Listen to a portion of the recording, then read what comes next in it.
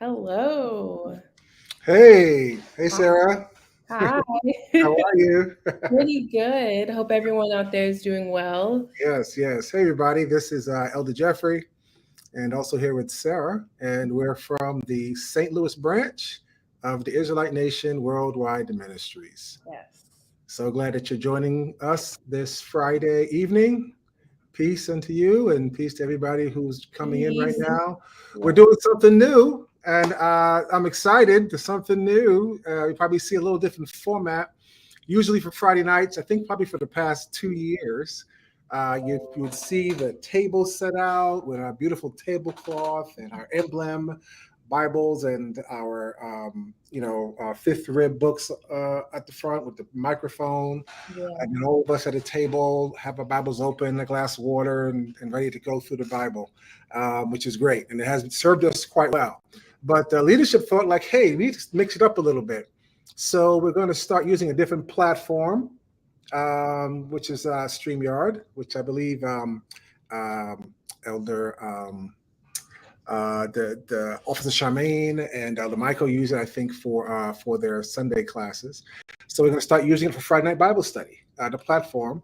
And so I think I kind of like this, mixing it up a little bit.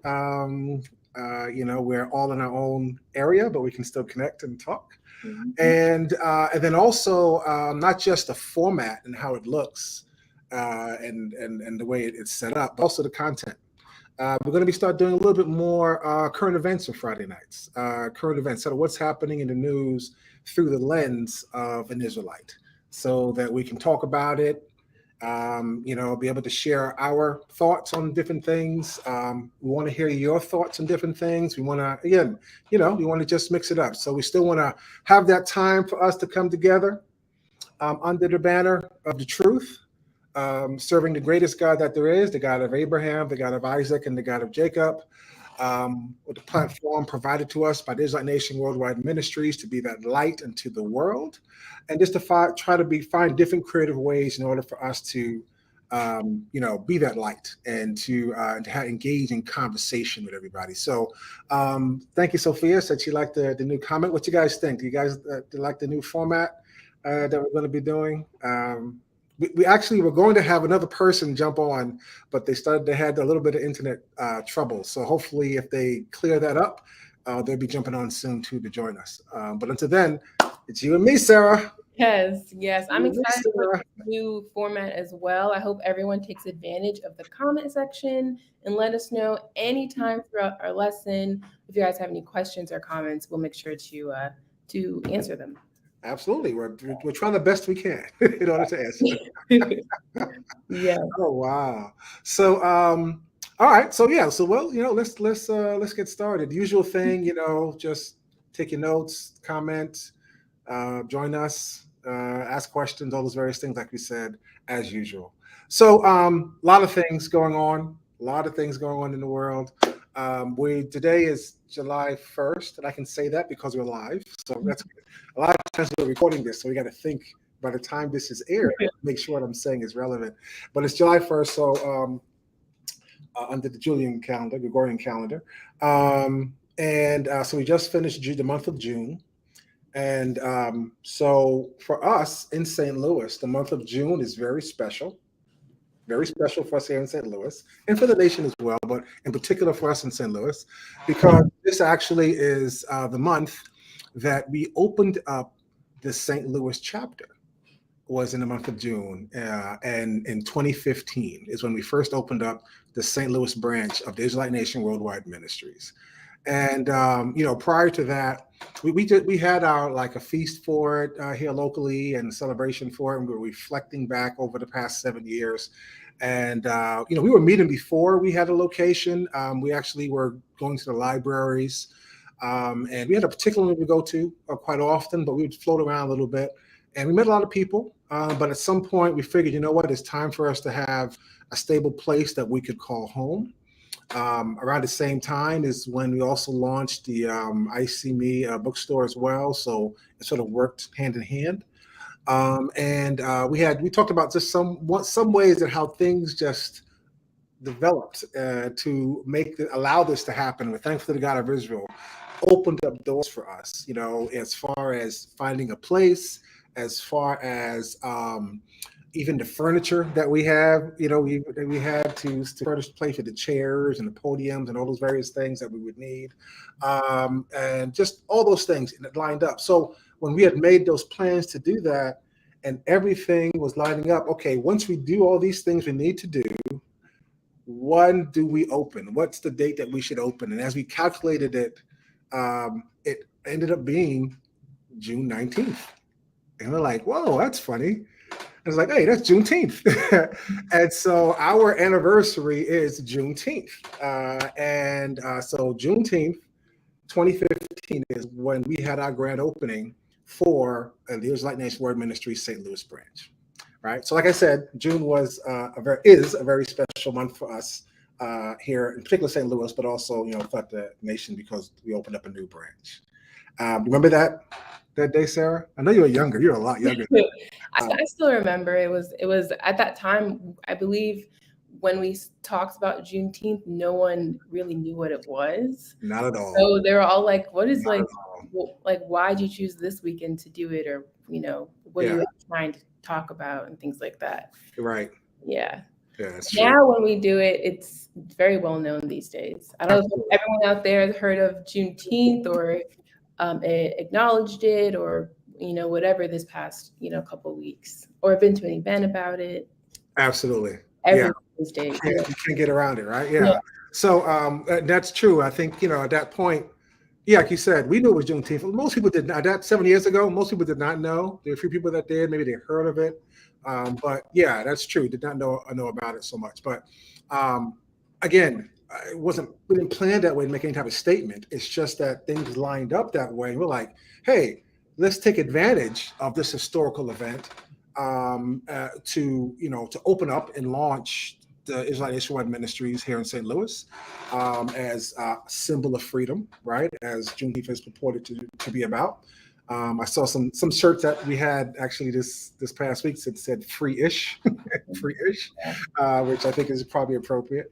And so it was interesting, and we're going to get a little more into that as well. But so to your point about a lot of people not knowing about Juneteenth, I would like people to kind of, before everything this past couple of years, everybody knows about it now. It's federal holiday. We know all that. And we'll jump into that in a second. But prior to that, when did you guys first learn about Juneteenth? If you guys could comment back to us.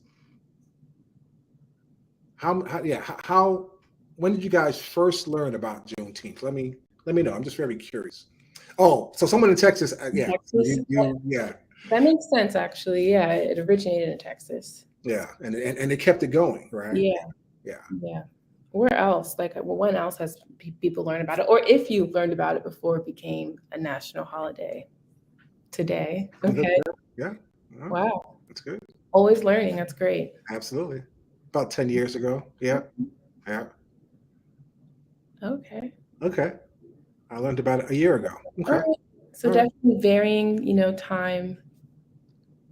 Yeah, absolutely varying time. So, for us, let's go into from my lens. Let's say, when I joined the Israelite Nation 20-something years ago, and we started a branch in New York, New Jersey. Shout out to Northeast branch.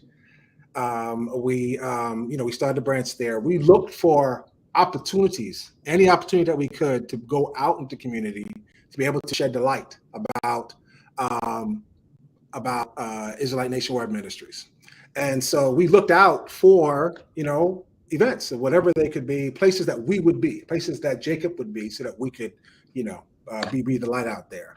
And so in doing that, part of that process and doing our research, whatever, I can't remember the first time I heard about it, but we became very, very familiar with it in the Northeast branch, and so we're going back to the early 2000s, and probably a little before then. But the point is, definitely not something you learned in school. I didn't learn about it in school. They still don't talk about it in school, I don't think.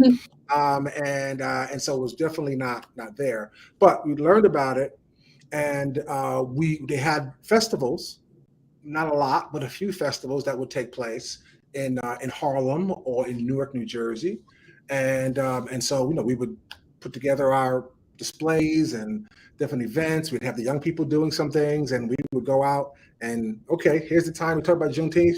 We would have some historical presentations or something like that we would do, and then also on the back of that we'd talk about Israel Nationwide Ministries. This is who we are. This period of enslavement is proof to show that we are the people of the book. And we would kind of go through that whole thing, but we allowed this platform, this program, this milestone to be the catalyst to have that conversation, to show the connection about we here at Black people in America, our connection to the Bible and the Israelites in the Bible. And that's kind of was our strategy, and I've been doing that for a while. So that's kind of was how I got immersed into Juneteenth, was that.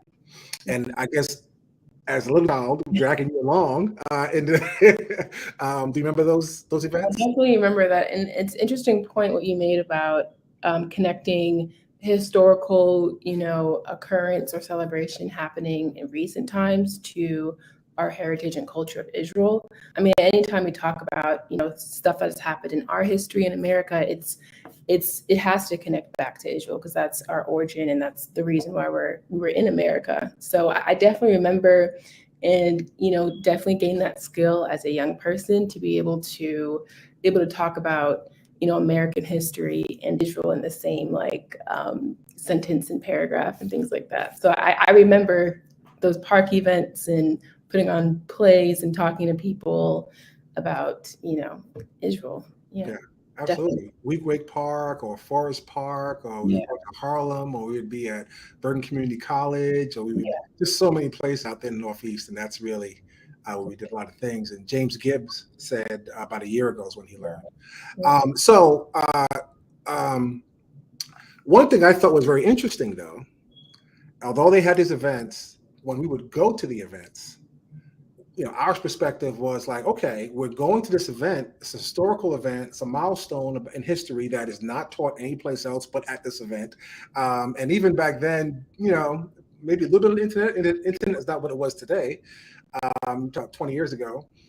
So, this is the only place you're going to get information about it. But what I noticed was when you go to these events, there was definitely booths for purchasing items.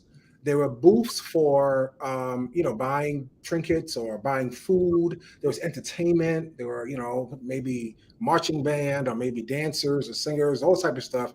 There was not a lot of information about, well, what is Juneteenth about? Matter of fact, if you don't know if you remember, there are times when we would go and one of our activities was, let's ask people if they know what Juneteenth is. It is a Juneteenth event. Yeah.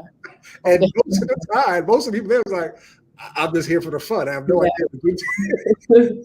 Do you remember that? I definitely remember that. It would be cool, and they would be like, I don't know. I'm not sure. Yeah. Amitatine is it's interesting that we knew about the Battle of the Alamo, but not Juneteenth. Both events took place in Texas. Absolutely, yeah. It's one of those things. Who is the author of your history? Yeah. Depending on someone else to tell your history, then they're going to decide what they want you to know and what they don't want you to know. That's an important aspect about what we're talking about tonight. I was going to say it's interesting, but not surprising because that's not the only Black historical event that happened in America that isn't told or, well known. Right. Yeah. Absolutely. Yeah. I saw someone earlier who said they're in Canada, and so they have no relevance. They have no connection to Juneteenth at all, right? Yeah. Canada, right? So Sophia said I didn't learn about it in Canada for sure, and I guess you can know why. It doesn't connect with Canada per se. And I can imagine, individuals maybe from the Caribbean or individuals who are in the UK have the same thing. Dexter Parker says, always short in education and big on entertainment. Yeah, absolutely. So we felt, I think we really distinguished ourselves because when we went out, we would have, displays that would show, at the time we didn't call it the 400 years per se, but we would show the journey. of us, and it would show our enslavement and going through emancipation and Reconstruction and just those different markers. You'd have different things like that. I remember one night we had one of the displays we had a noose on it, and we were like kind of nervous about that because there was some controversy happening at that time about that having a noose and how it was utilized, in a terrorist type of way. And we were trying to do it in an educational way. And it was, we had a Ku Klux Klan hood at one of our displays. We did a lot of different things. And the whole point was some shock and awe, but you need shock and awe because we're talking about slavery. Like, Right. how do you sanitize that story, right? I mean, you have to tell the truth about it. And for us to really take advantage and understand how significant this, this quote unquote Juneteenth is, then you have to understand how horrific it was, the enslavement part, to understand what that other part was. Elvis was right, that comment just now about if it's anything about slavery, they don't want to talk about it. I mean, it's not the pretty part of American history. And what you mentioned before about who's writing the history books, well, it's America. So they're definitely not going to mention a part of their history that they're not particularly proud about. Right. Yeah. Absolutely. 100%. Yeah. Right. It was very hard growing up. But look, let me cut you off, but just look at that. And this is a term we hear a lot, and I understand what it means. I understand, but this word "they," right? They don't are not going to teach this. I remember when we first opened. Before we even opened it, we just started doing ICME, and we have posters, and I should have put them up here. Posters of characters from the Bible, such as Samson, Jesus, Moses, and it looked accurate, like me, like you, right? And we were at an event and we showed them. And I remember this one guy, Jacob guy, came up to me. He's like, "They let you do that?" I'm like, "Who's they?" He's like, "You know who they is," and I'm like, oh, okay, I mean, they didn't ask permission, to tell the truth. It's this. I feel that we've been in such a state of oppression, even though chattel slavery has been over for a long time, that we sometimes we feel like they is going to keep us from doing what we want to do, what we need to do. And I'm not saying they haven't in the past, and they may in the future, but to live in that state of fear, to not allow yourself to move forward, despite that risk, it's not a good place to be. That's very stunting and very, it just keeps you from actually moving forward and imagining yourself moving forward. But being in the land of our captivity, that's the byproduct of it, isn't it? Yeah, I definitely think it was something that we kind of had to teach ourselves, and to be very aware of our surroundings and who is out there to kind of diminish what we are putting out there.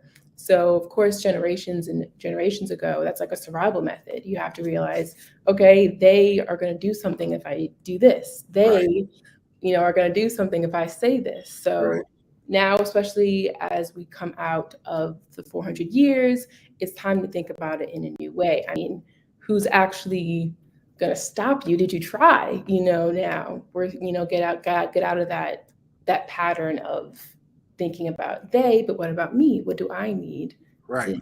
To survive and be well. Right. Exactly. Yeah. No, that's true.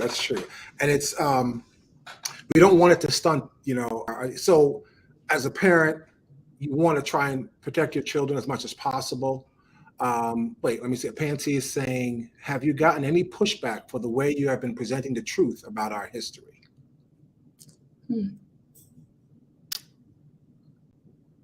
That's a good question.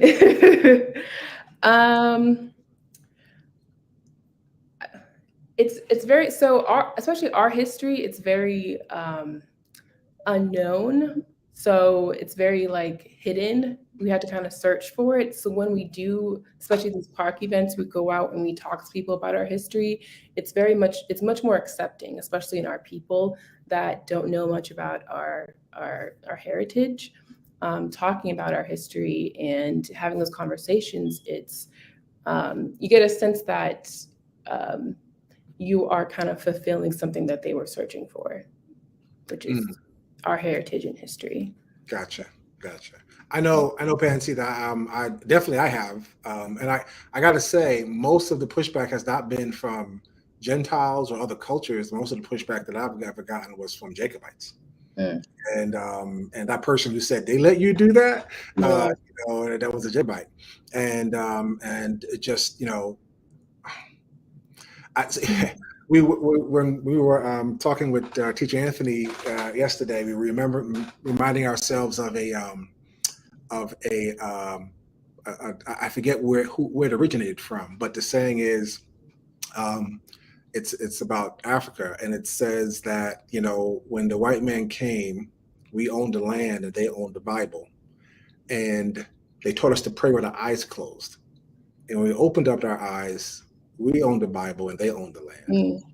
So it's just, to me, it just reminds of this type of thing. Again, being here for 400 years to condition us to fall in love with the philosophies of this land at the same time while we're fighting against the oppression of this land.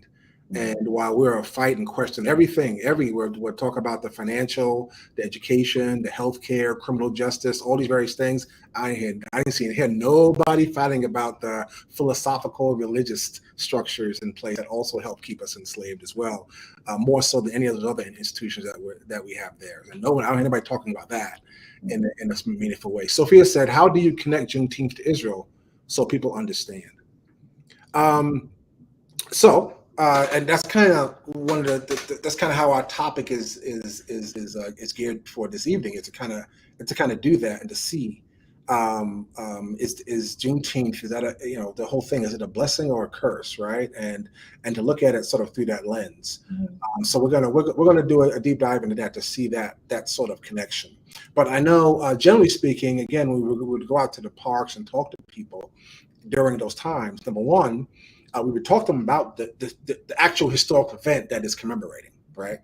And so, generally speaking, for those, we have different people who knew about it all their life. Some people just learn about it today. So I think it makes sense for us to kind of talk a little bit about the actual event that took place that we commemorate as Juneteenth, right?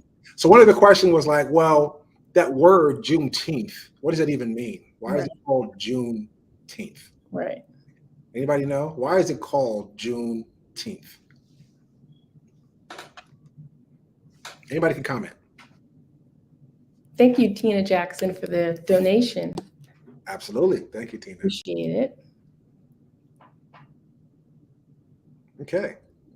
Anybody know? Why is it called Juneteenth? Or they're probably looking on Google, looking for the answer. Yes. No cheating. No cheating. So Juneteenth, it's a contraction, I guess, of the month of June and the 19th day, right? Juneteenth. June 19th contracted as Juneteenth. And I'm not a Juneteenth expert, but just, generally speaking, that's kind of where we get that name from, Juneteenth. So, the way that it's described, the way it was told me is that, the Emancipation Proclamation, administered by Abraham Lincoln, was administered and signed into law, an executive order that, that as of January 1st, wow. Hey, there we go. I'm sorry, I was having technical difficulties all night. Oh, that's okay. That's all right. Welcome. We're just getting started. I'm glad you're able to work through it. Yes, I'm excited. I'm excited to be here live Friday night. That's how you know it's live. This is how you know it is live right now. That's right. You know what that means? That means you have something real important to say. Someone's trying to keep you from saying it, right? They are trying to keep you from saying it. Exactly, right? Well, James Gibbs said, "I learned more from Israelite Nation Worldwide Ministries than I did in school." 100%. I can testify to that too. 100%. Yes. Oh, absolutely. Yeah. Oh, yes. Yeah. And it's not just theoretical knowledge. It's knowledge that, not just knowledge, it's truth, right? Truth that goes through and through, even beyond knowledge and understanding, So absolutely. Yeah. Welcome, Teacher Anthony. So we were just going thank you, Karen. Of Juneteenth. Before we jump into that, how about yourself? I mean, when did you first learn about Juneteenth? Oh, When did I first learn about Juneteenth?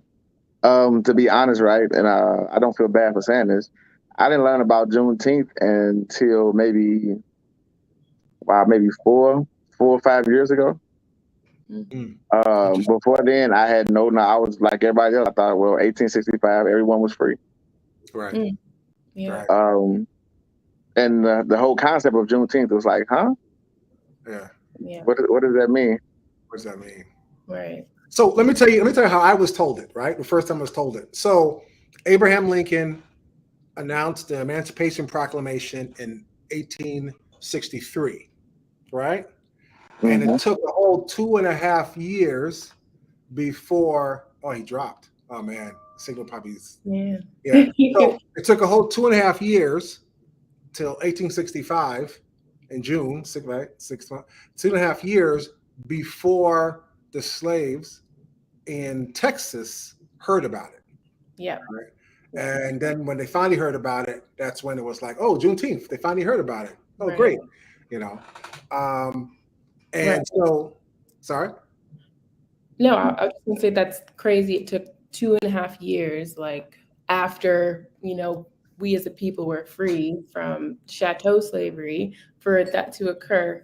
I mean, can you imagine just coming out and realizing that I've been people free all this around time. have been free for 2.5 years? Oh my God. So okay, so that's how it's told, and it's not 100% inaccurate, but I think it's out of context, right? Out of context. There is a war going on at this time, right? There's a war. There's a civil war at this time. And so the Confederate States have seceded from the Union. So from their perspective, Abraham Lincoln is not their president. They've said, we are a different country and we don't respect anything that you guys have to say. We're going to have our own laws, have our own president, have our own army, do our own thing. And the Civil War was about the Union trying to bring those states back to make them listen to what the Union had to say. You know what I'm saying? So it's that. So that don't happen overnight, right? That war took years to take place. So even though it was in September of 1862 when Abraham Lincoln actually signed the proclamation to say the Emancipation Proclamation, and it said that in January 1st, 1863, all slaves in the Confederate States, in the rebellious Confederate slave states. There were some slave states that didn't succeed. And there's always the thing like, well, did it apply to them? Because it said all states, all that in the rebellious Confederate states, all slaves are free. Now there's a war going on. So it took those 2 years to fight that war, to bring the South under submission, and then to occupy the South to enforce it in order to make it happen.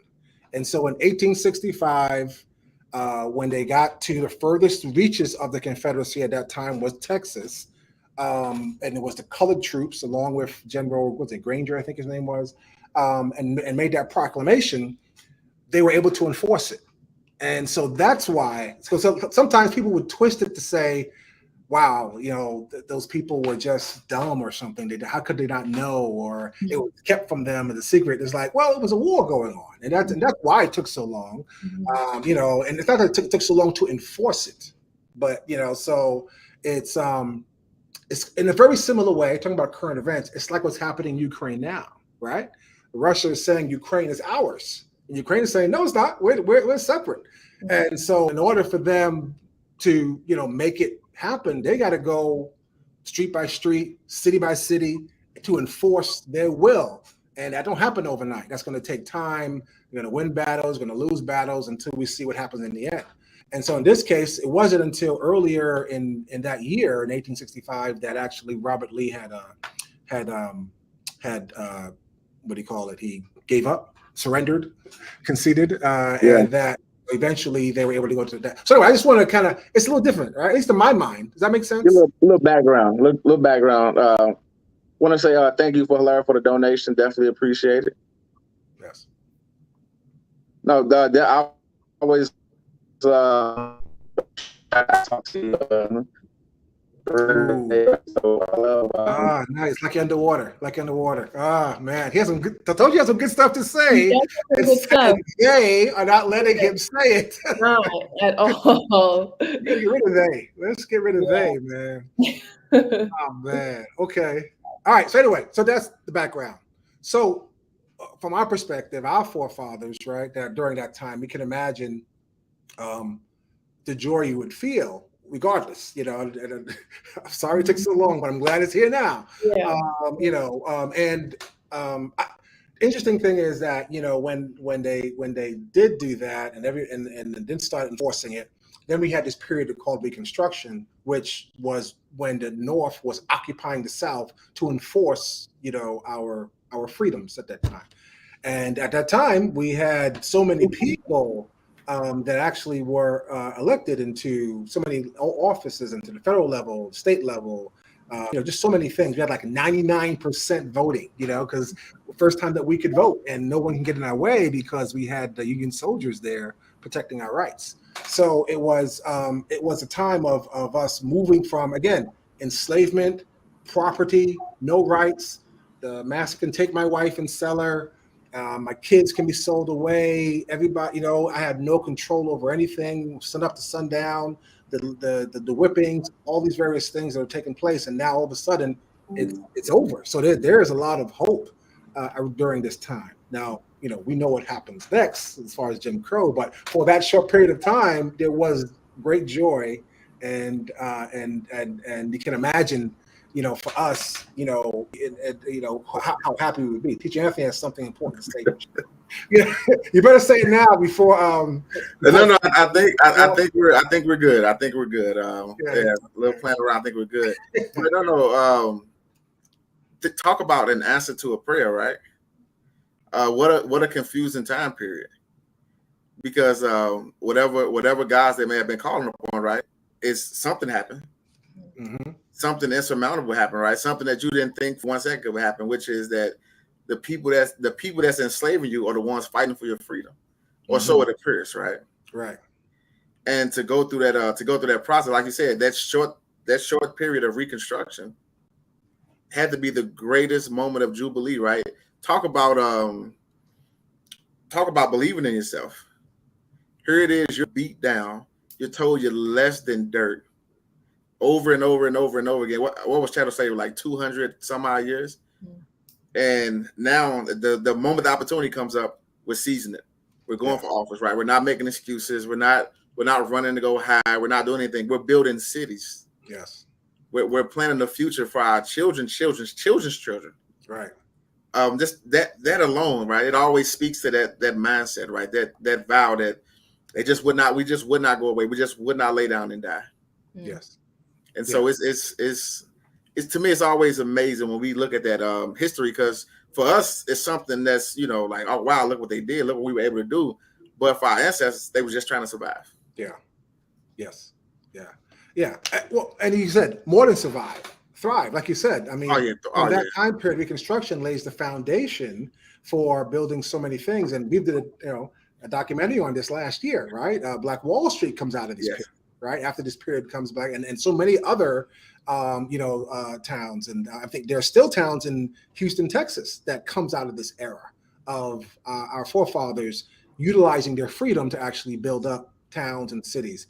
Is it correct? Pansy has a question. Is it correct to say that the slaves in the Caribbean were freed 1834 before the ones in the States? It depends. Oh, I love this. Yeah, I love this because it speaks to one of my favorite people in history, right?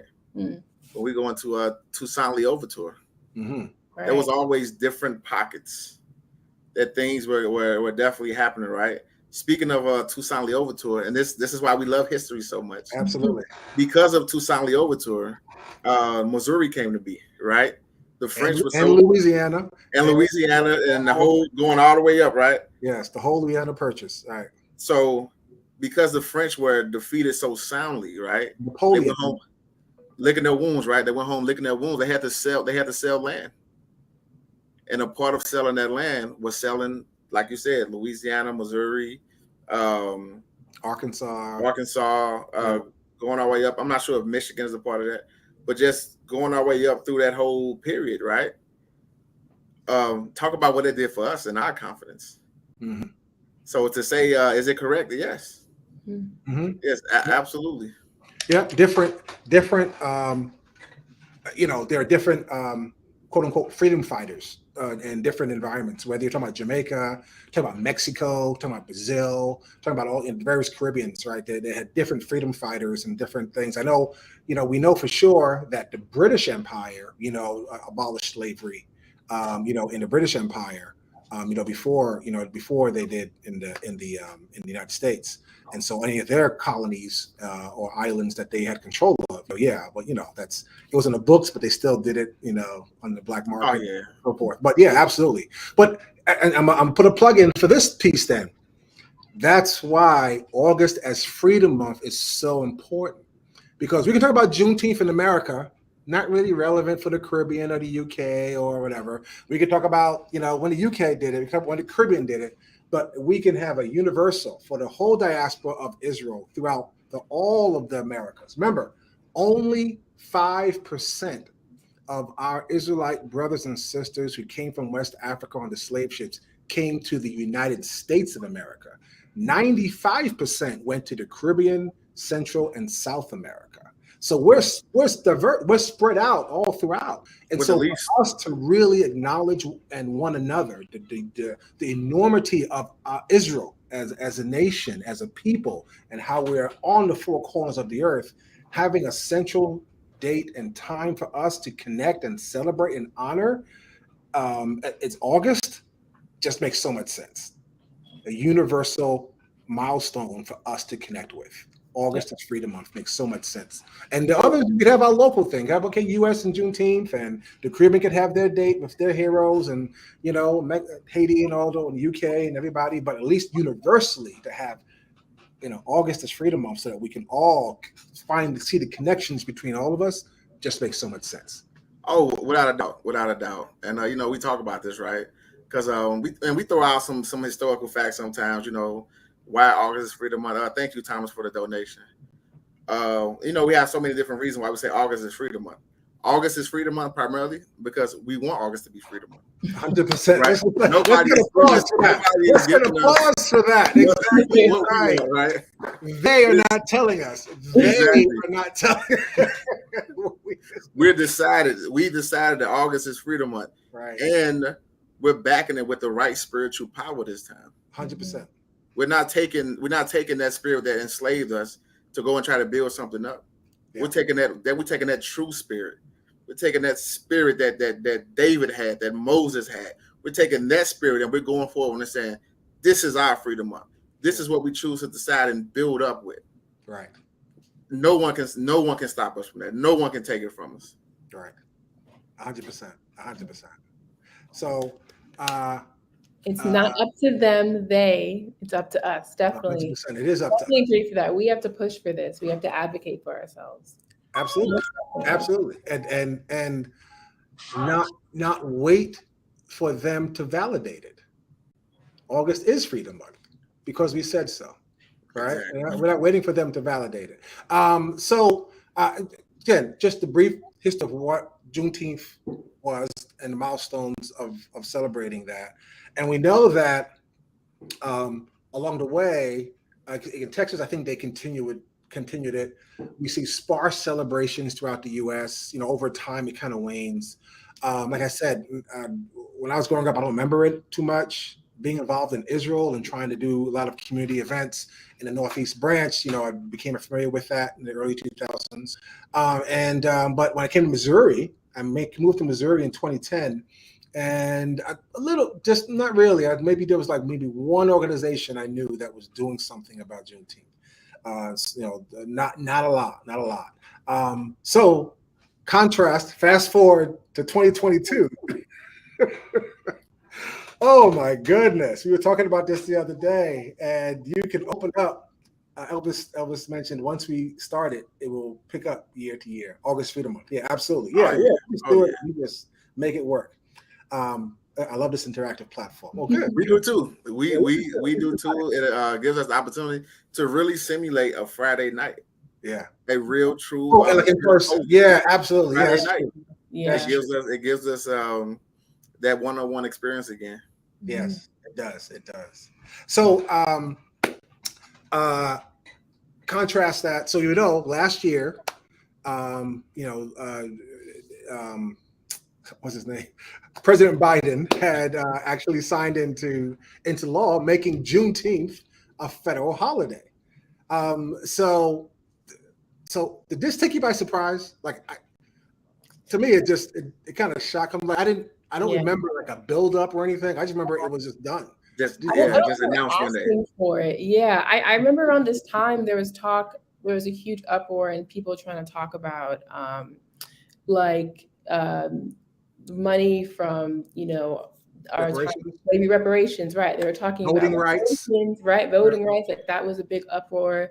So I criminal justice reform, right? Exactly, that was huge last summer. So I kind of saw this as kind of like trying to give us something. We didn't ask for it, that's certainly not, but trying to I don't know, quiet us down from all this uproar we had about these issues. It wasn't something that we saw coming. I guess we didn't ask for it. So just interesting. Yeah, I don't know. Anybody that's listening, what did you guys think about it becoming law? Right? Herbert says, so exciting. You guys are putting the missing puzzle pieces on the table. Thank you. Praise the Lord God of our fathers. Oh, well, thank you. Absolutely. Yeah. We are always trying to connect that. Thank you so much. So I agree with you, Sarah, about that. I think there are so many things out there. I don't have a problem with it being holiday, but as noted,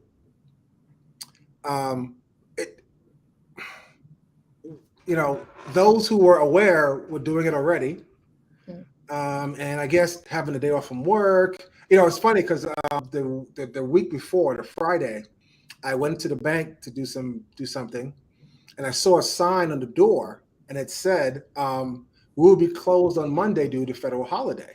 And they didn't say what it was, and I was thinking to myself, "What holiday is that?" Like it didn't click into me, and it took me a while to go, "Oh, that's Juneteenth." I'm like, "Oh, that's interesting to see." Like don't see that every day, and so it's interesting. So I felt sort of weird about it, but not sure about it. On one hand, it's like validation in a way that, and say about validation. A lot of what we would do here is we work a lot with the schools and with education and child development. And working with the schools, as we all had noted, everyone said here, they never learned much about Juneteenth or any of our history as any significant part of schooling or of society at all. So to have this little piece of it be stamped as a federal holiday there on the same level as 4th of July was sort of like, oh, okay, wow, that's it's not nothing, it's something. But I still had mixed feelings about it. And then I saw this. Can the moderator please show image number 5? Thank you, James Gibb, for the donation. Thank you so much. Can the moderator? Then I saw this. Yeah. This kind of blew up the internet for a second there. Oh yeah. Then I saw this. So I don't know what to say other than what do you guys think? What's the we know we didn't create this. Like, this wasn't coming from the Black community per se. Like, we see the brand on it. It says Great Value. That's Walmart, which is a white-owned business, on a Black holiday. So it doesn't hit me in the warm fuzzy places thinking about this. Thinking about, this holiday just started being appreciated by the society and celebrated by all. And now here's a multi-billion-dollar company trying to profit from the tradition of Juneteenth, or just a year into it. Sarah, I want to make sure people understand what they're looking at. So this is an example of, as Sarah said, a part of the Juneteenth festivals. Now that's a federal holiday. A lot of large corporations are jumping on and saying, hey, here's an opportunity for us to, take advantage of this and make some money. So they did the swirled red velvet and cheesecake flavored ice cream, calling it Juneteenth. And the company is even trying to trademark that name Juneteenth as well as a flavor. So she said on social media, there was such an uproar that, Walmart actually pulled it and decided maybe this is not such a good idea because there's a lot of pushback. This is like cultural appropriation at its finest for for capitalism, basically. Oh yeah. Yeah. I wouldn't, to be honest, I wouldn't be shocked or surprised if it was Jacobites behind it though. Really? That even came up with the idea to say, hey, let's just do this. Let's just do that, right? Because so much of it is we want to put a stamp on anything. We want to put a stamp on whatever that may be. We want to just have something there. I don't disagree. I think perhaps maybe there was good intentions with this. I mean, the idea of this isn't necessarily terrible. I think it's where it's coming from. It's from Walmart, which is already a billion-dollar company. Why couldn't this come from a Black-owned business or some smaller business out there that needs, like, why do they need a leg up in this world of Juneteenth? Oh yeah, as you know what it goes towards. So think about this, right? Juneteenth has been celebrated since 1866. Right. So there's been things done since 1866, right? People just didn't care. Yeah. Right. Even when you put it out there, like, hey, Juneteenth, they're like, oh, okay, yeah, whatever.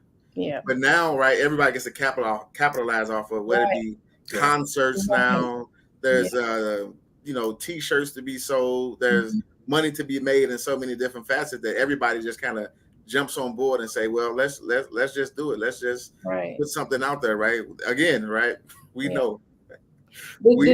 This reminds me of those, I don't know if anyone saw it, but those commercials you would see about big businesses like Amazon or grocery stores or whatnot. And their commercials turn to be like, Black Lives Matter, or like, when all that stuff was happening last summer, a couple summers ago. And it's like the thought about it is, it's not bad. Like, we want people to believe that Black Lives Matter and to promote that. But it's just the idea that this huge business is using this opportunity when it's trending to then talk about it. It's like you're hopping on the bandwagon. You're only thinking about money. Like, this is not the time as this huge multi-billion-dollar company to be taking, the attention away from other people and businesses that need it. So, all right. There's a comment here. I think another thing to think about too is the money you're using to buy that ice cream going to anything positive that's related to the topic. That's true. Yeah. Very, very true. Absolutely. Yeah. So, and that goes. So, let's say we are on the board of Walmart, and Juneteenth was just made a federal holiday. Right. Right. Okay. So there's two ways to look at this. Right. One, when a company we need to make money. That's what we do. We make money. We create products and make money. All right. We create products that we think our customers would like. Right. So if we're Walmart, how can we service our customers who are going to celebrate Juneteenth and make money out of it too? But it goes hand in hand. If I don't provide a good service, I'm not gonna make money. I'm not gonna make money. Exactly. So how do we approach that, or should we just ignore it? Thank you, Luncey Smith, for the donation. Thank you very much. I think I forgot who asked the question or who commented on it, but I think making the proceeds benefit something in the Black community, right? Is right. Like, where's this money going? I think maybe putting it out there that, hey, this is not going to us, a business that doesn't necessarily need all this money, but it's going to a cause for the Black community, for Juneteenth, to build something for them necessarily. I think that helps a lot. Okay. I can see it, right? because you're looking at, if you're looking at it in that perspective, right? If we're sitting on Walmart's board, right? Again, we know for them the overall the goal is money. This is the overall goal: money. And even when it comes to let's just say Black organizations, right? You have to use the quotations when you say the word Black organizations, right? Again, this goes back, even going back to 1800s, right? what is it? Where is it going, and how does it benefit? Because if it's going right back to that same spirit, if it's going back to feeding that same spirit, then all you're doing is setting yourself up for failure in the long run anyway. If we're taking Juneteenth, and I'm not sure if we had the opportunity to go into the scriptures and even looking at some of the traditions that even come from things of this sort, right? Of what we back it with, right? Because every event we've attended, right? And we've done a bunch of different events around Missouri and things of this nature, right? There's always some prayer that goes along with every event. Right? Never understood it, right? We've been to book signings and there was a prayer before the book signing. I'm like, oh, okay, this is odd for a book signing. It's almost like we cannot wait to take whatever it is that we think is pumping us up, right? Even when we mentioned Juneteenth, it's hard for them to disassociate between what God freedom, right, and that moment. And I think there is where a part of what how we connect Juneteenth to understanding Israel and the importance of Israel, and why we have that the term freeish makes so much sense. If Juneteenth was as successful, not the celebration but the actual event, as it was supposed to be, and there wasn't so much pushback, like if Reconstruction never stopped and we were building from that meeting till now, just imagine the wealth and prosperity we'd have as a community. Right. But we didn't. So we think about the blessing and the curse, right? Let's go back to that. When we talk about blessing and the curse, and you reread Deuteronomy 20, Deuteronomy 68, Leviticus 23, 28, yeah, as well. And so you read that, and it goes into great detail. But in the summarization, you'll be blessed because your children will be blessed, right? They will be prosperous. You would plant the seeds and you will have a great harvest and be able to eat from the harvest in plenty. You'll be able to protect yourself from your enemies. They would come after you, but they'd have to flee, different directions. You'll be healthy. All these attributes of a thriving, strong people in society. These are the blessings that will come upon you if you will follow my laws, statutes, and commandments, right? A blessing. These are the blessings you will see, right? Secondly, the counter to that is if you're disobedient to my laws, statutes, and commandments, then here's the punishment, right? The punishment is you will not prosper. You will be below and not above, right? The person that is next to you that is less than you will be above you. Right, your children will not. You will have children, but you won't be able to enjoy them because they'll be taken away. Right, you'll be sick and feeble. You'll be like, oh, during the day I wish it was night. During the night I wish it was day. Right, just all these. You can't protect yourself against your enemies. Right, they will take what they want from you, and you have no recourse. Right, those type of things. Right, so those are the lens to look at, and the reason that we're using Juneteenth as a straw man in a way, it's just an example. As we're living in this land of our captivity, and all these things are happening around us, and we're engaged in the news, and we're a part of it, and we're taking sides. This is right, who's wrong, and that's fine. It's not a problem, but we have to stay focused on who we are and being able to understand: is this going to be a blessing for us, or is it a curse for us? Right. So when we look at the Juneteenth piece of it, and we see, okay, it's made a federal holiday. Is that a blessing or a curse? All right. Are we taking advantage of this? Is it something that's benefiting us? Other than patting us on the back to say, oh, we have a Juneteenth for you. Great. Are we being able to protect ourselves from our enemies? Are we able to rise above and not be, the lapdog of the society?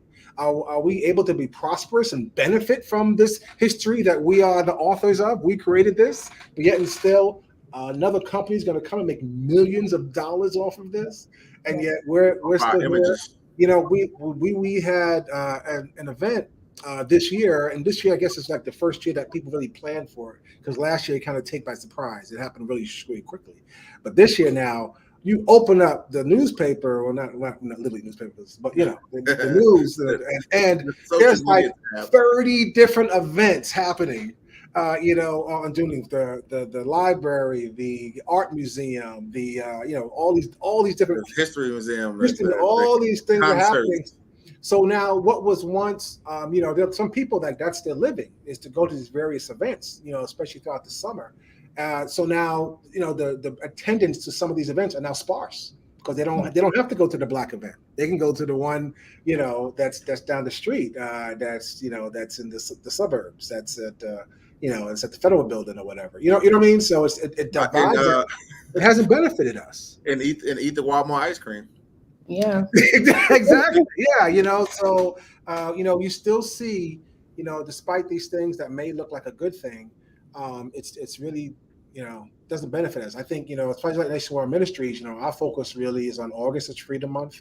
But we utilize these dates as opportunities to talk to our people and as a platform. And, I think as we understand our history, I think the more we know our history, the more we can connect the pieces together in order to understand who we are. To me, it's like the breadcrumbs that leads us back to the truth. And that's one of the reasons why they don't want us to know this history, because the history, the more you know about it, the more it spells out, this is who we are. Right. Oh yes. How can you really look at it to see? And I see a comment that I hope it gets highlighted. Thank you, Lakeisha, for the donation. Yes. Which is the thank you, Felicia. Yes. Oh yeah. Oh man, they're coming in. Thank you, Albert. Yes, thank you, Albert. That's it. So I see one of the comments is, do you think Juneteenth has any relevance till 400 years? Absolutely. This is one of those questions. It's so amazing because we kind of talk about this, right? It reminds me so much of the story of Daniel. Mm-hmm. Even in being in captivity in Babylon, right? Even when the declarations were sent out, right? Hey, this is, Daniel's God. You're going to do this. You're going to do that, right? You're going to observe Daniel's God. It's the one true living God, but we're still in captivity. Right. Think about the furnace, right? Everything that happened, we were still in captivity. Right. That's right. Right. Because the word, when the God of Israel made that declaration that 70 years or 400 years, it's going to be no matter what. Right. No one can come in and break that, right? Right. Again, we appreciate the blessings we do have while we're in captivity, right? And those moments, but at the end of the day, it still has to go through. It still has to happen. Yeah.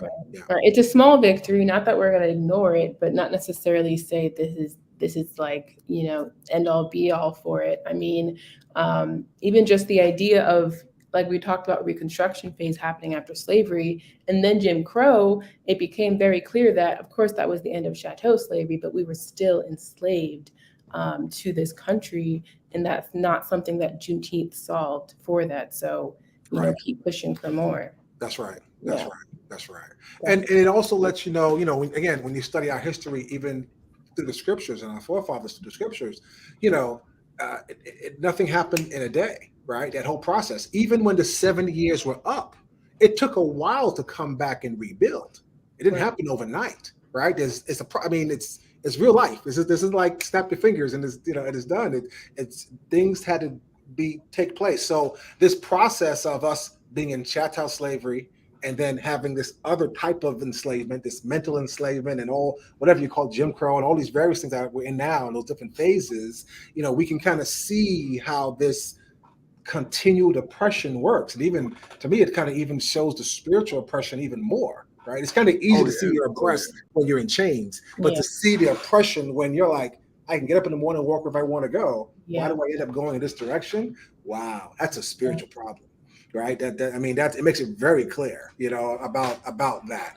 I think we see that sort of progression, and we're happy, I think, to some degree for that, of course, because, okay, so raise your hand if you want to go back to chattel slavery. I don't think that's no, it's not an option. It's not an option at all. Right. Exactly. So I think yes, I think it definitely is a part of that, as we see the different eras that we go through over the course of these 400 years. Right. And you definitely see the mighty description in Deuteronomy 28 of our curses that being fulfilled in every possible way. When you talk about even just the mindset of our people and the blindness we have and the different things we went through in our situation, it just keeps calling to to do Deuteronomy 28. And that's absolutely the part that resonates. Oh, Shelby says not an option, not an option. Yeah. And the part that resonates to me is that no man shall buy you. Right. Right. Abraham Lincoln can't get you free. Okay. Your leaders, your black leaders can't get you free. Obama can't get you free. Lyndon right? B. Johnson, it goes all the way back. Get you free. All these things are not going to get you free. We can go through. That's why, again, if we know the history and we teach the history, we can kind of look at all these things that they sound great. Integration sounded great. It sounded like a great plan, a great idea, but we see that is not going to solve our problem. We're still in the same situation. And as long as we are not connected to our God and our culture, we're going to continue to suffer. And full stop, period. There's nothing more to add to that. That's the solution that we need to continue to hopefully people can start to see. Because based upon what we've been through over these past 400 years. Yeah. Honestly, we've tried everything. So it's at this point where it's like, what else is out there for us to, gain this freedom that we want? No, exactly. Every time we hit a significant milestone, right, something worse was right around the corner to remind us of you're not going anywhere. Right. For every significant milestone, for every time we've pushed forward and pushed forward and pushed forward, right? Again, it's still there. It's still right. It's whispering over your shoulder like, hey, no, not so fast, not so fast. Anytime it comes together, right, especially with the country to just come together. Let's just all be one, right? There's always these moments. There's always something happening that's like, no. I have to show you this separation in order for you guys to understand. Right. That, like you said, you don't belong here, right? That's right. Really, really let it sink in that, right? We're a nation that is in captivity or that was in captivity. Yeah. Right. We're not. It was not a let me go freely go travel over here and go do all these different things, right? That was never the case. Yeah. Matter of fact, wherever you go in this world, wherever you try to go in this world, you're going to be reminded. You're going to be reminded. That's right. That's right. I think it's fascinating to again study history and see those connections. And could we, moderator? Can we look at images 3 and 4? And Teacher Anthony, if you could take this. Oh, wow, yes. So this is an exhibit that just opened up in St. Louis, coincidentally, on Juneteenth. Mm-hmm. So what you're looking at is a monument, right? There's a statue that is dedicated to all slaves in Missouri that sued for their freedom. This is it. There's no matter of fact, there's not even an explanation of exactly what this is. I had to actually go in the civil courts building. It's located downtown St. Louis. There's a civil courts building. I had to go in there and kind of ask them, like, hey, what is this monument out here? What does this represent, right? And I know you guys can't really read it, right? But the verbiage on there is like Jack, black boy, 1831. You're like William, black man, 1814. They kept better record of cows, of animals, of chicken. This is the record that was kept of us in suing for our freedom. Yeah. Now, the ironic part is that some of us were successful. Yeah. In suing for our freedom, right? We know the big case is the Dred Scott case. Well, people may not. We assume that, but people may not. The Dred Scott case. Oh, yeah. Mm-hmm. So, Dred Scott, I'll quickly go through it. Dred Scott was a slave that was taken to a free state and then taken back to a slave state. So he sued for his freedom, saying, hey, there's a law that says once a slave is taken to a free state, the slave is free. Right? But the decision that came down was right. No, you're not human, right? You're not 100% human. You can't sue for your freedom. Right. Think about that. They went away to the Supreme Court, and the Supreme Court said the black man has no rights that the white man has to respect. Yeah, so he has no standing to come against. So that was the precursor to actually the Civil War. That was one of the cases that end up, starting that process of the Civil War. So the Dred Scott case is a very famous case. But like you said, he's one. That's the story that we know of. But he's one of many, and these are the few that they had records of. I would say hundreds of people who actually sued, went into federal court. Well, I'm sorry, state court there in Missouri, and actually sued and got their freedom. They won their cases. They all won their cases. I think the rate was like maybe 30%. It did that. And I guess the idea again is there are just many ways to fight for your freedom, right? Was Civil War was a part of that. Legally there's some things of that. All these various things. We still go back to our original course. It's like, if that freedom is a little better than where things were, but their future foundation is not based upon the principles of Israel, it's gonna be short-lived. It's not gonna matter. The interesting thing about this exhibit, it was actually created by a Jacobite man, right? Yeah. Is that of all the images you can paint, right? Of all the great people in our history, it is always something to do with oppression that is always put on the forefront. Can you show the moderator the next one? Probably number 4. That was number 3. Yeah, so you can see a bigger. Oh yeah, the whole. So that's the civil courts building behind it. It was built in 1920s. But again, there's so many heroic people in our history. But it always brings us back to remember, like, don't forget, right? We owned you. Yeah. Don't forget, you're not a part of us. Yeah. Don't forget, because so me and my daughter went down here to go and look at this, right? And as I'm going through this, I'm like, I had instant regrets. Like, why am I bringing my daughter down here to see a monument about slaves suing for their freedom? Like, I was trying to think of I guess the happy part of it. It's like, right. This is sad. Like, why would anybody want to teach their children about nothing but slavery? Right. Yeah. Shelby Brown just says it's sad that no one who worked in the state building knew what it was and why they put it there. Oh yes, absolutely. What is this actually doing? Like, To your point, what?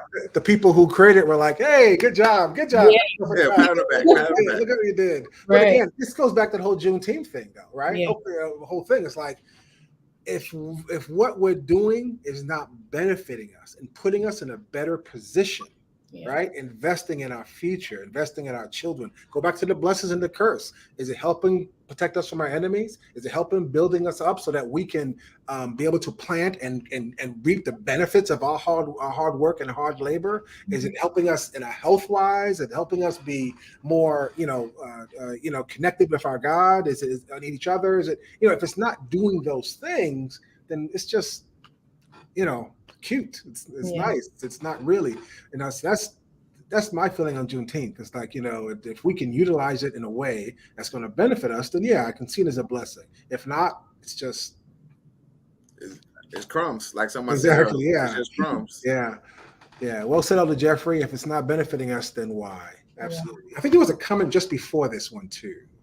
Thank you, Corinne, for that comment. I think there was one before this.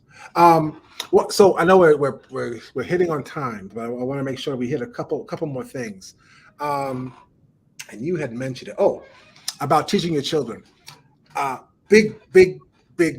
Yeah, that's come up so many times. I don't want to teach my children about slavery, and I can understand why, especially when people don't know anything else to teach their children. Right. If you rely on the education system, the only lens you're going to teach your children are slavery and civil rights. That's it. The only flavors we come in, right? That's it.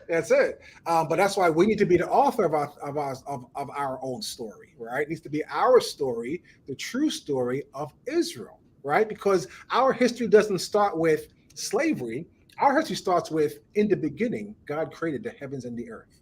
And we go from there. Slavery is one chapter, right? But if you start and end in that one chapter, you're not giving your child the full understanding and scope of the enormity and the greatness of who they are, right? As our children as being, children of the Almighty God. We are the children of Israel. And our story, this is a complex part of our story that we have to go through. And we got to talk about it. But if you don't put it in the right context, it can be very, very harmful.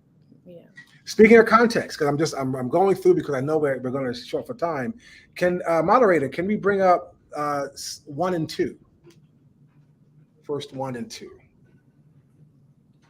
All right. What are we looking at here, Teacher Anthony? Oh wow, this was a Black Wall Street event. It's a huge event here in St. Louis every year. So this is an event this takes place on MLK Boulevard. And if those who live in the United States know that every MLK Boulevard is a poor, worst street. desolate area. It's not one you want to be on. Right. But for this event, right? And even though it's called Black Wall Street, it's not in relation to Tulsa. It's in relation to the mindset to come together to support Black economics. And so what you're looking at right now is a picture is we have some displays up as well as some fundraisers, but behind us is a poster of critical race theory. And critical race theory is interesting. It's a hot button topic here in Missouri, as well as across the United States, because there's the actual critical race theory, and then there's the political critical race theory. Most people can kind of confuse the political race theory of the actual critical race theory. One of the being is because of what it says, right? It makes white people feel guilty. It teaches that all white people are bad. You want to rise up, and all these crazy theories that kind of they throw out there as far as critical race theory. I'm calling it political race theory, right? I think we should coin that. We should call it political race theory. Hey, you're a great teacher, Anthony. Thank you. I learned from some great people, amazing people. Definitely. One of them is two of them on the panel. So part of critical race theory, right? The political side, anyway, is the notion that somehow that you need to go in a classroom and teach children about slavery. Sounds horrible. At least right? You said this is a lesson by itself. Sounds exactly. So let me say this, and I definitely wanted to continue that summary, but I also want to put it out there that we're working on a critical race theory documentary. This is Remember the 400, critical race theory documentary, and a part of what you're looking at are out in the community.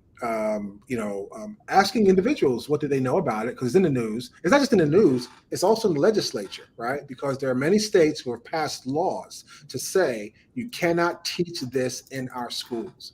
Do not teach Black history in our schools. Not necessarily Black, but you can't teach anything that's going to put that America is anything but the greatest country on earth. You can't teach that the systems that we live in today are racist, or that is systemic racism. You can't teach anything that's going to let white children in the class feel that guilty or responsible for anything their forefathers. I mean, this is not just in the headlines. This is news that has consequences with your children and us in the community that may be going into the schools, and what they can or can't teach, or if you guys are teachers as well. In a few states, it's already banned in a few states. Absolutely, yeah, that's right. I love this question. The Sophia says the generation today can't connect to slavery. What are your thoughts? Yeah,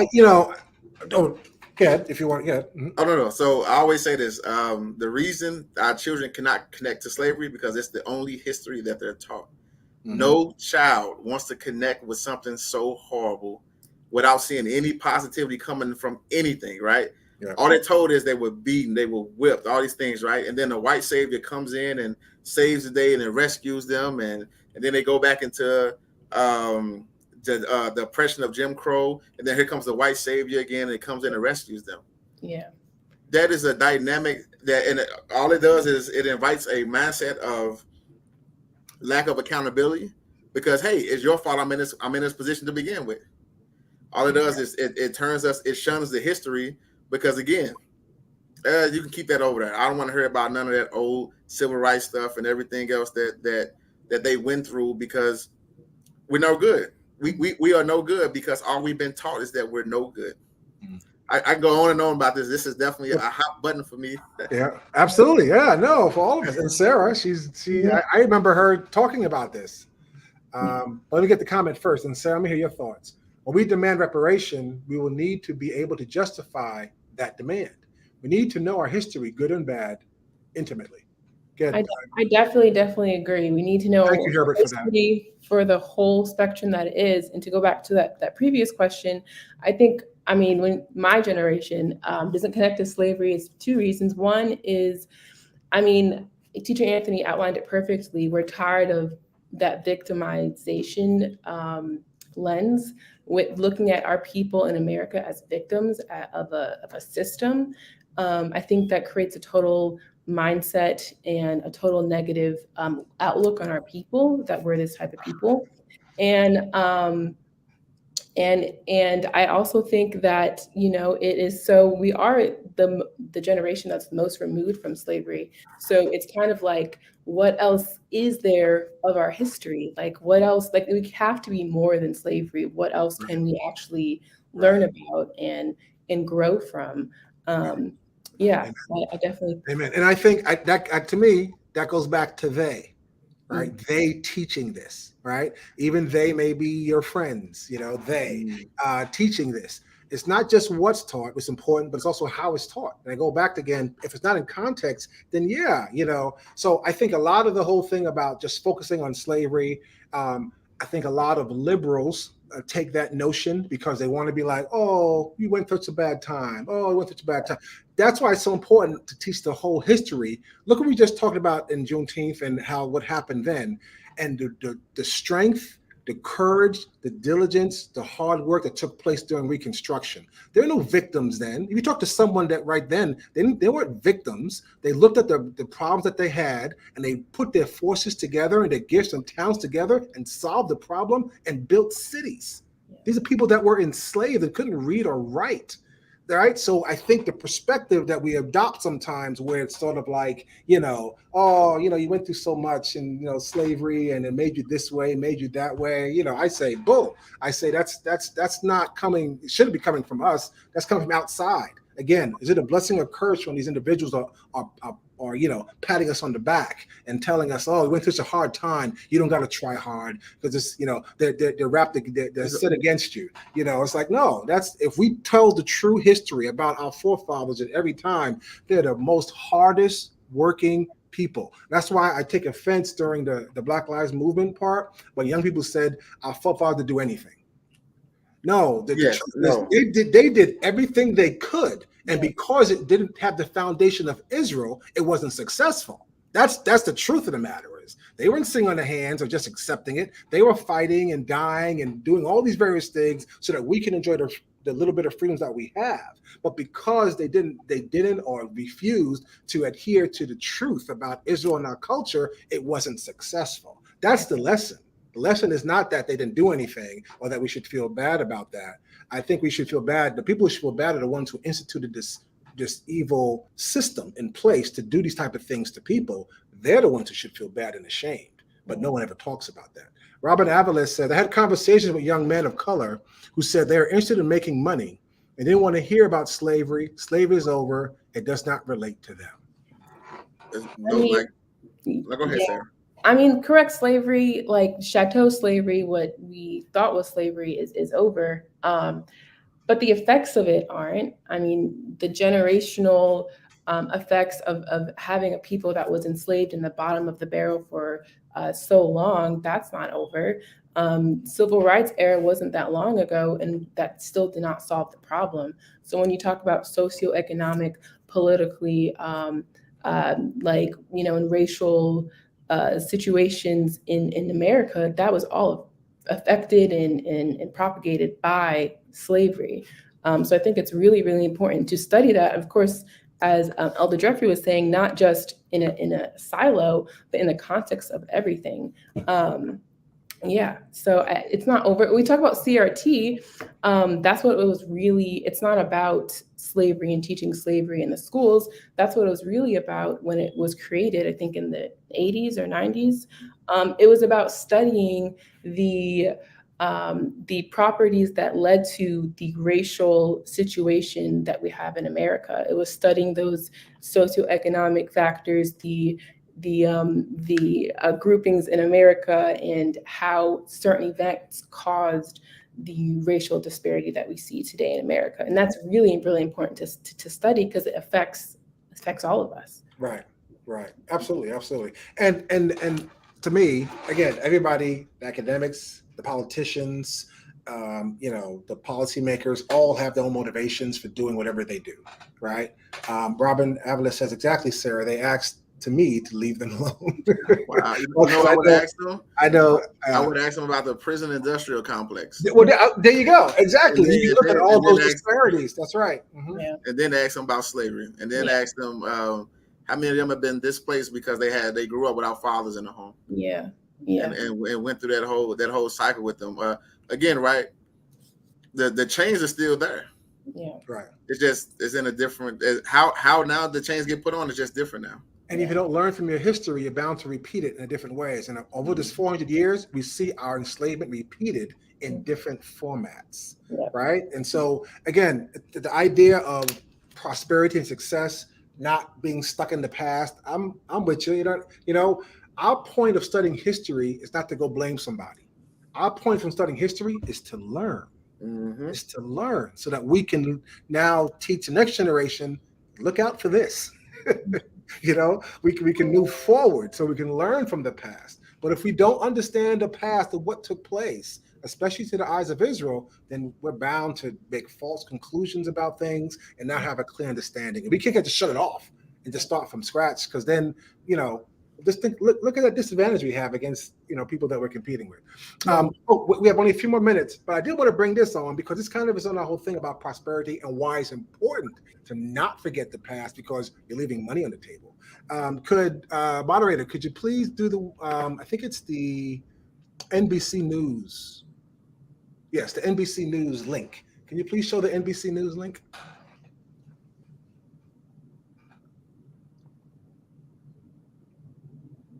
So as he's putting that together, there are, last year, remember the 400 actually did a documentary on Black Wall Street, right? And we learned a lot of things. If you guys haven't seen that, go to the website and do Black Wall Street, you kind of see that. We actually went down to Tulsa, did some interviews, and learned firsthand. I was just so, I didn't read any of that in the books. And so, the idea again was, when we talk about reparations, and justly so, that there was talk about, I don't know if people got reparations yet for the Tulsa. Did anybody get anything yet? The one woman who was 107 years old was given something, right?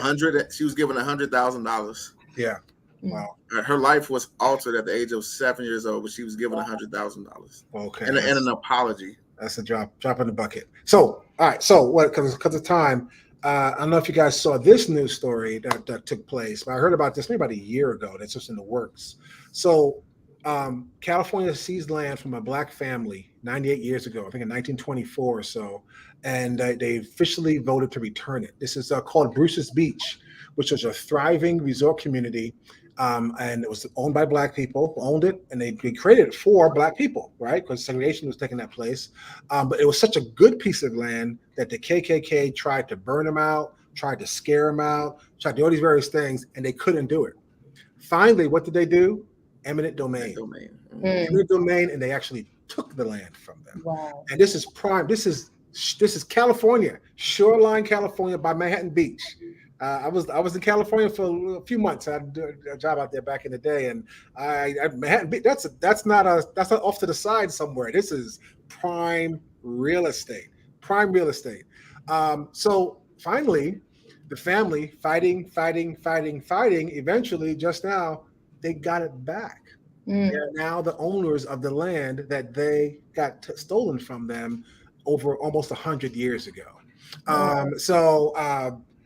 That would be one of the answers, Auntie Robin, for the question of the young people about, studying the past, not just slavery, but the past, because a lot of times you could be leaving money on the table. There's some things out there that's owed to us that you keep fighting for, just might be able to get it. So anyway, I know we're coming down to our end. We have like minutes left, but different format.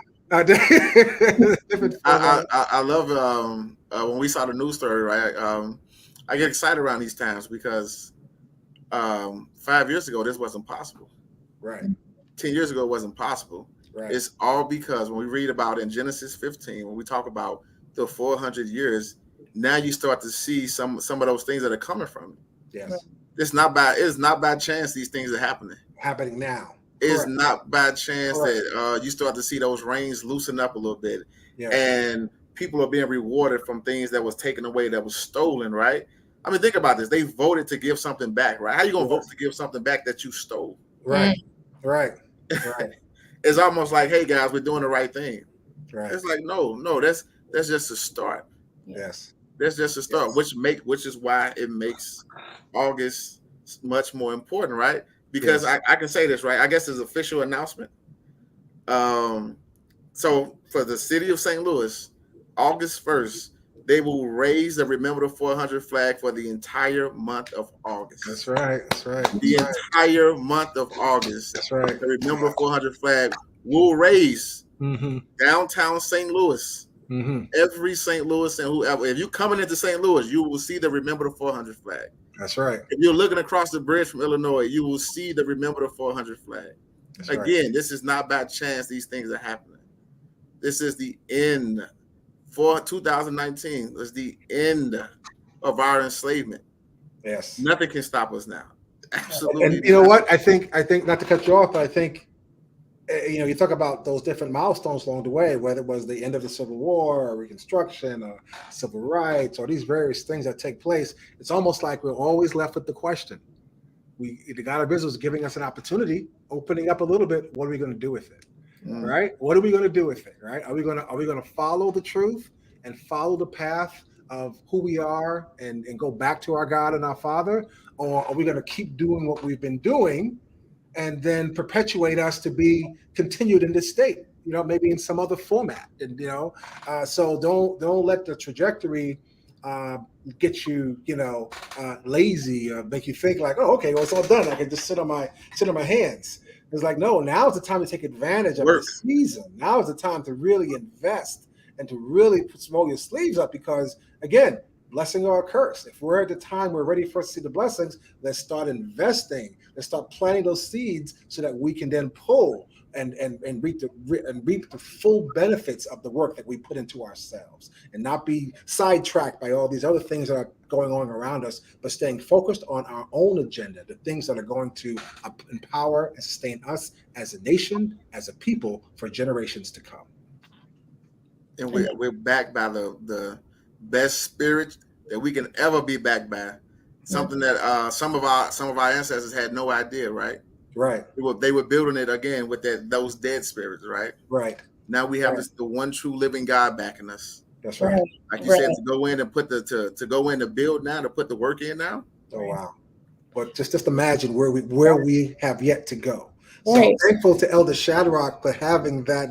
Amen. I just don't know this. He just had that vision. He was chosen to really see and the potential that we have, and we're just scratching the surface. Right. So thank you, Elder Shadrach, for everything that you've done to get us this far, to opening up our eyes. And I pray that God of Israel gives us courage and strength and wisdom to take us continually into the future to really see the fullness of who we are. Amen. Amen. I love that so much. I love it so much. It's the time. Now is the time. Yeah. Right? If you're waiting to get ready, you'll never be ready. Right. Now is the time. I'm sorry. I don't mean to cut you off. I mean, especially as young people. I mean, now it's the time for us to start those, businesses, start that trajectory, because, the seeds are there. We just need to plant the tree and make sure that we have our heart and, our cause towards Israel, and then we could do anything, really, truly. I truly believe that. So I'm really, really happy that we got to talk about this today. I think it was very timely, and I loved going through talking about Juneteenth and having this conversation with you guys. Absolutely. Yeah, absolutely. It's good. I can't wait to continue on and see some of the other topics that come up, with the current events. But I think it's good, right, for us to really, because we're consumers of this information. So it's good for us to have a time to decipher it and to put it really everything in its context for us as Israel, to keep us focused and not have us be distracted by, by they. Exactly. Us. And we talk about keep moving, right? We're improving, right? This format now, right? This gives us the ability to interact with you guys live every Friday. Yes. This is awesome. I love this so much, man. This is it's a new day. Yes, It yes, truly yes. is a new day. Oh yes, yes. Thank you, Donna P. Thank you, Donna P. It's Yes. a lot of fun. We're by fast. We have more stuff, and we're like, oh man, we're out of time. Next time. Yeah, we'll save it for next time. But we're just so glad that we had this opportunity to connect.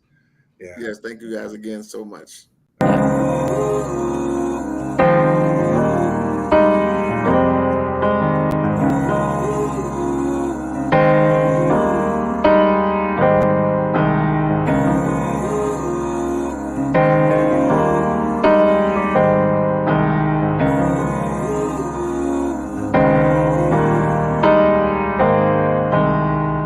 Bring my gifts to you, lay them on the altar floor as my gratitude. So much things I'm grateful for, all the times you heard my prayer. You brought me miracles, you're so merciful. I laid my heart to you, my tears they overflow with so much gladness, and on my bended knees I present my pain and joy. You seize the bad and you fill me up. On the altar floor we bring our gifts to you.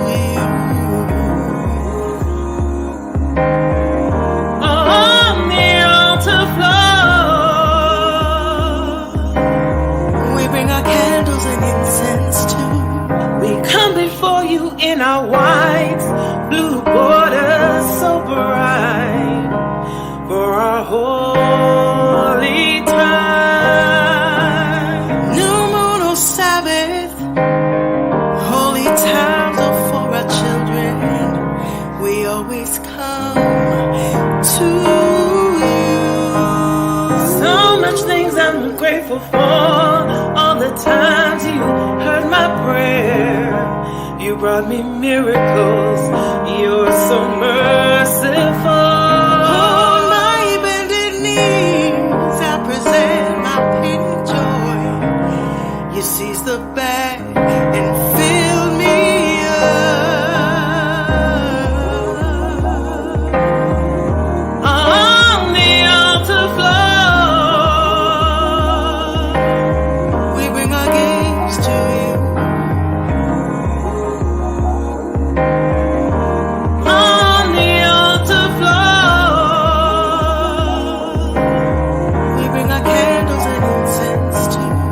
Yeah, get up on my knees, I take my bow and then I pray.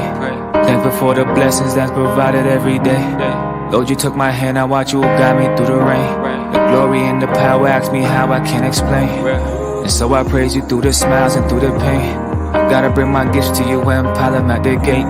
Frankincense and myrrh to sanctify your holy place. So Lord of hosts, my trust is only in your name.